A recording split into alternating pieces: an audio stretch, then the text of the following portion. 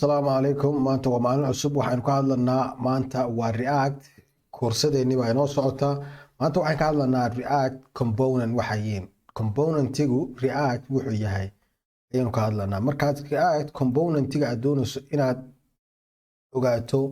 kaliya dad website kan timaado definition-ka iyo waxa yihiin baad aragto adigu waad ka indhaha waad marin kartaa waad akhriyi kartaa laakiin waxaan ka hadlanaa kow markaad abuurato project-gaaga magaciisa aad u bixiso inagu waxaan u bixinay okay magaca doonto u bixi my app iska dheh waxa doonto adigu magacaaga ku qor kadib markaad file-kaaga tagto oo cd tiraahdo cd my app baan bixinay inagu kadibna waxaan ku furnay studio code-ka kadibna npm start baan nidhi si aan diploma server-kayga u bilaabo kadib automatically isaga isu bilaabaya markaas automatically isaga isu bilaabaya guys marka guys maanta componentiga aynu ka hadlanaa waxa yihiin waxa weeye componentigu waxa weeye markaad react ka hadlano react waa component based marka hore react waa component based macnaheedu waa componentigu waa function return gareynaya adigu content ku jira function oo return gareynaya ama render method ama function kala return gareynaya ama function promise haysta ahaado kadib componentigu waxa ku fiican yihiin oo react loo yiraahdaa react waa component based sababtoo ah waa reusability-ga okay you can reuse anytime componentiga waa isticmaali karaysaa meesha doontaad ku baas gareynaysaa kadib adigoo promise-ka ku power gareynaya waxa laale promise-ka waan ka hadli doonaa iyadana oo imaka casharka laftiisa kaga hadlanaa componentiga iyo promise-ku waxa yihiinba marka adagoo promise ku power gareynaya ayaa reusability-ga waxa la yiraahdaa si aad u isticmaasho component-ba inta doonto jeer isticmaalaysaa adigoo content-ga iyo value-geeda u bedelaya okay guys waa fahnay ka component-ga sida loo import gareeyo export gareeyo waan ka hadlanaa halkan ay kaga hadlanaa okay diploma server-keena hadda wuu isbilaabay app-keeni wuu isbilaabay hadda local host-gi okay react app maaragta hadda loogadii buu haystaa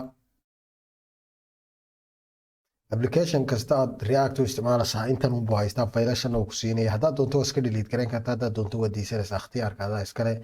laakiin se ka muhiimkii waa intan waa indexkan waa inaad intaa haysataa waa inaad react dom.render kan haysataa kadib waxaad halkan ku baas gareynaysaa aday ku jirtaa app.js kan aynu ku baas gareynay sababtoo ah halkan development-ga wax kasta ka dhacayaan wax kasta function kasta wax kasta oo qabataa halkan aad ku baas gareynaysaa kadib indexkana wuxuu buu si haystaa file-ka magaciisa uun file-kaasina waa content-gii oo lagu baas gareeyay dad faylal kala abuurato faylalkaasi functionality ay leeyihiin kadib app-kaad ku soo baas gareynaysaa okay app-kana wuxuu ku sii dhex jiraa index.css-ka waa component macnaheedu component-gani waxay haysataa header-kan intan header-kani wuxuu haystaa sida loogadan iyo qoraalkan iyo len react-gan linkiga ah oo haddaan click yiraahdo wuxuu geynayaa website-kii ayuu geynayaa website-kii react.org-gi kadib waa linkiga len react attribute baa la geliyay attribute hareefkani react.org kadib halkana loogadanna waxaa laga soo qaatay logo svg-gan okay waxay haysataa iyadana sawirka okay haddaan intan iska delete gareeyo header-ka waxa ku jiro dhan aan delete iyo waayo waad ka delete gareynaysaa mar walba waad ka delete gareynaysaa aan save yiraahdo waa cadaan imaka okay haddaan imaka yiraahdo h1 maanta waxaan ka hadlanaa component and props waxay yihiin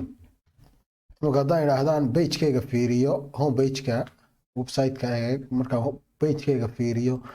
kadib intaa idhaahdo fiiri function-kani waa function app function-kani wuxuu return gareynayaa waa javascript guys waxani function-kani wuxuu return gareynayaa dhifkanna wuxuu haystaa header 1-kan okay laakiinse without haddii aanad ku baas gareyn aanad meel uga yeedhin aanad function-kan call gareyn ma content-ga wax kasta oo content halkan ku baas gareysa qoraala waxa laala wuxuu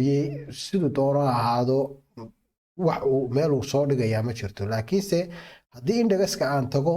kadib app-kii halkan lagu baas gareeyay bal app-kii waa la import gareeyay okay app import app from app baa la yidhi waxa laga soo import gareeyay bal function kana laga soo import gareeyay functionka magaciisa laga soo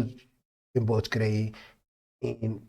file name-ka app.js waa file name-kii app waa function name-kii export default baa la yidhi export default baa la yidhi kadib waxaa lagu baas gareeyay index.js kama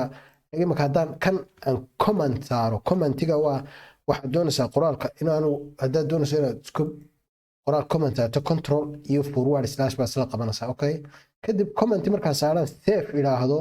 waxa weeyaan macallin imaka error buu ku siinayaa sababtoo ah dheh app-ka halkan haystaa xaguu ka yimi buu ku leeyahay app is not defined buu ku leeyahay okay black error buu ku siinaya haddaad doonto console waxaad tegaysaa console-kaaga okay laakiin se inaga wuxuu inoo siiyey as a promise buu kusoo wuxuu inoo soo tuuray as a prompt buu errorka halkan uu inaga soo saaray okay daaqadan uu ka siiyey app is not defined buu ku leeyahay okay kadib line-ka adeegaysaa line-ka 9 buu ku leeyahay line 9 okay marka intaa yidhaahdo 9kan app-kani ma define garaysna sababtoo ah dheh waa magacii functionka laakiinse file name-kii laga soo import gareeyay ma haysto okay save baan idhi hadda compiled buu yidhi okay marka wuu keenayaa maaragtaa haddaad doonto waxaad doonto ku quro waxaad doonto okay wax allaale waxaad doonto waad ku bahalaynaysaa halkan imanka haddaan idhaahdo mar kasta oo react isticmaalayso dhifkane kama garab samayn karaysid dhif laba garab oo isa garab yaala ma samayn karaysid bal imanka casaan buu wixiiba wada noqday sababtoo ah dheh JS weeye waxaan isticmaalnaa waa Java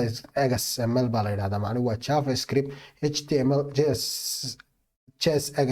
saasaa loo yidhahdaa sababtoo ah dheh waa must inuu ahaadaa taagu dhif uu ku jiraa imanka haddii dhifkan aan mar kale koobiya cut idhaahdo imanka dhif keliyata waa compiler successfully buu ku leeyahay okay laakiin loogadani ma haysta buu ku leeyahay iyadana iska saar okay loogadan iska saar marka waa iska delete garayn karaysaa kan iyo kan iyo kan iska delete garaynana waxay qabanayaan male okay imanka save baan idhi waa compiler successfully okay compiler successfully kadib shaashadaydan ku noqday waa intaa haddaan imanka qoraalkan intaan doono aan koobiyeeyo okay intaan doono aan koobiyeeyo okay intaan doono aan koobiyeeyo wuu soo dhigayaa okay you see that wuxuu doona ahaado waayo dhe dhif baa u dhexeeya saa darteed functionka marka la import gareeyo imanka component folder kalaan odhanaya halkan components folder baan samaystay folderkan baan ayaan file ku samaynaya filekan card ba dheh card.js baan idhi waxaan odhanayaa const card arrow function baan isticmaalaya okay intaa markaan idhaahdo return waa inaan idhaahdaa markaad doonayso aad JS isticmaalayso aad doonayso multiple line inaad return garayso waa inaad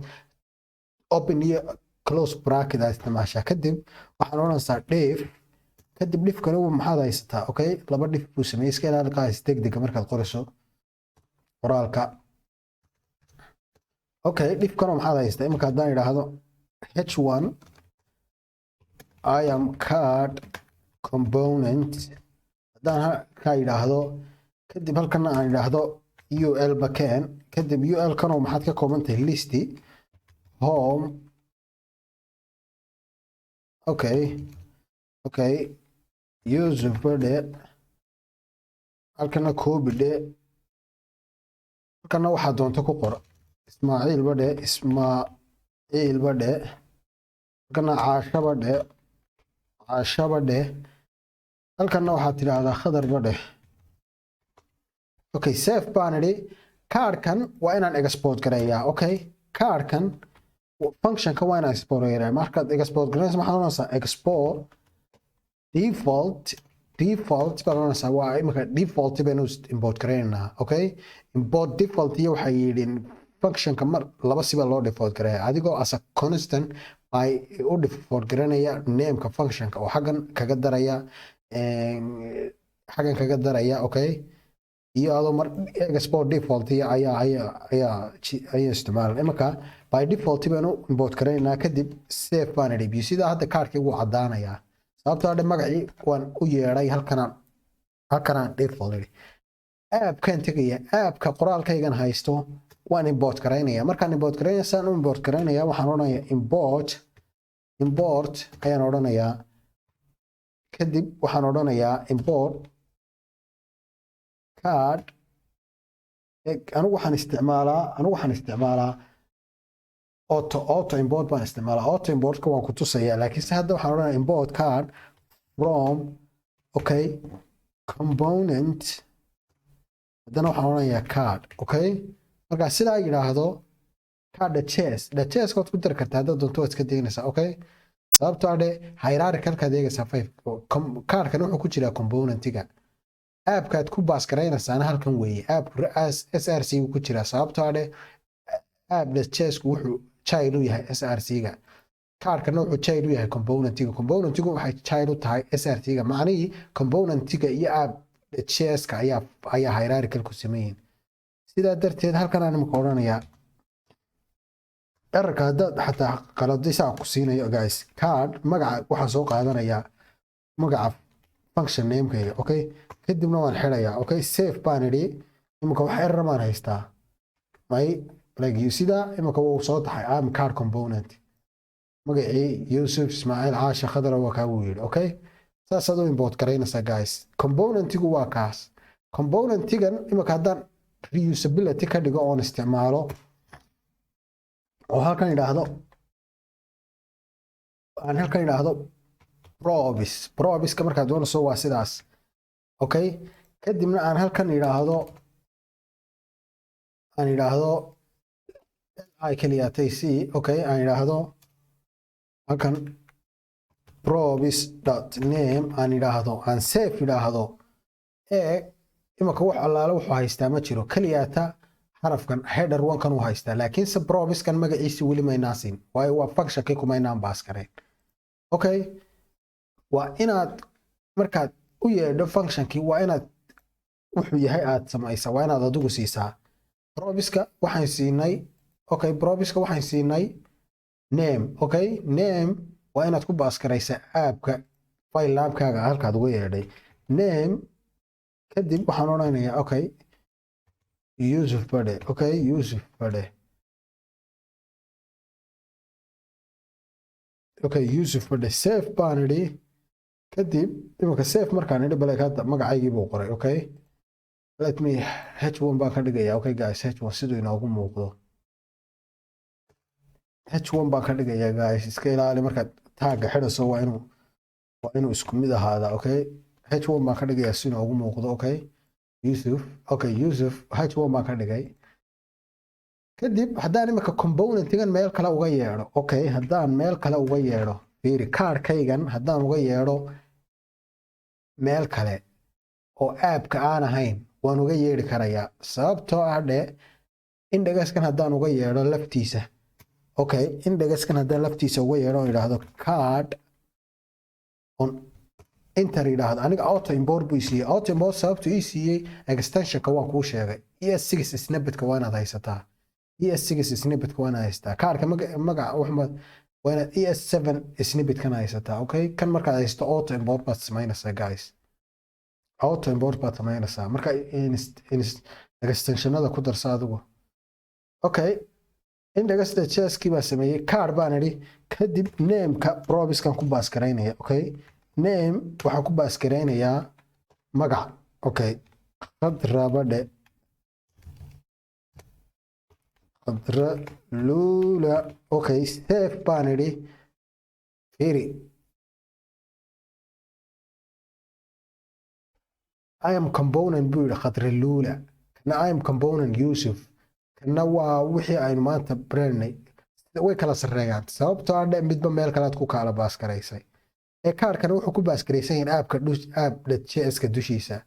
app-kana wuxuu haystaa intan macnii kaarkan Yusufka kaliyaata leh iyo qoraalkan okay qoraalkana bariga saar sidii qoraalku igu wada muuqdo okay maaragtaa intan waa app-js-ki intanna waa indexka okay indexka oo app-ka haysta oo app-kiina waxa kasii hooseeya app.js-ka okay laakiinse indexka mar walba waa inaad app-ka un ku haysataa halkan wax kale kuma baas gareyn karaysid eg faylal kale markaad meel kale abuurato ood ku baas gareyn karaysaa okay laakiinse mar walba indexkaagu waa inuu kaliya fayl kaliya ku ay hayaa fayl kaliya faylkaasi app.js ka ha noqdo kadibna halkan functionality-gaaga folder kana hadaad abuurato hadaad imika folder kale aan abuurto reuse aan yiraahdo reuse.js hadaan yiraahdo kadibna aan RAFCE yiraahdo okay guys ES7 snippet-kii aan ku sheegayay markaad doonayso inaad isticmaasho saasuu kuu bahalaynaya wuxuu ku siinayaa inaad functionka aad sida doonto u isticmaasho kadibna kaarkii ayaan auto import baan siinayaa kadibna intaan oranayaa control iyo space baan isla qabanaya control iyo space kadibna enter baan leeyahay okay kadib name baan siiyay namekii waxaan oranayaa Ismaaciil leh